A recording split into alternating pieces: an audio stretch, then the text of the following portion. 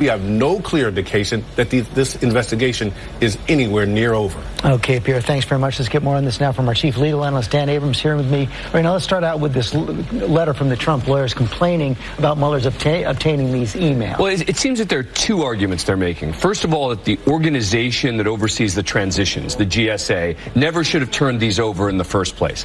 That argument borders on frivolous because it's from their server. Government documents. Government documents. It's very clear when you begin the process that there's no expectation of privacy, and this is a federal criminal probe. So I don't think that's a real serious argument.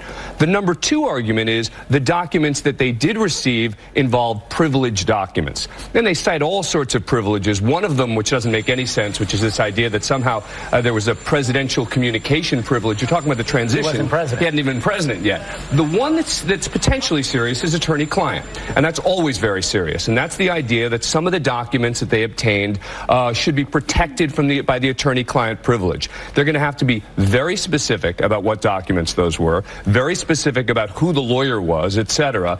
And we'll have to see. But even if something like that happens, the remedy is you can't use those documents. But this first step was more a public relations maneuver than a legal maneuver. I mean, the idea of going to Congress first makes it feel like a stunt because you're saying, oh, we want to make sure this doesn't happen again. Yet the next time there's a big issue about the presidential transition, we want to just make sure that, that just doesn't make any sense. This was a statement from Trump's team to the public saying, we want you to know we think this whole process has been unfair. I think one of the most significant things of this letter is that the Trump team only found out about these emails this week. Yeah, well, look, and that does indicate that they are not doing a great job of staying in contact with people who they probably should be to determine exactly where the investigation is. Because we're talking about something that happened months ago that they're only finding out about in the last week. Final question.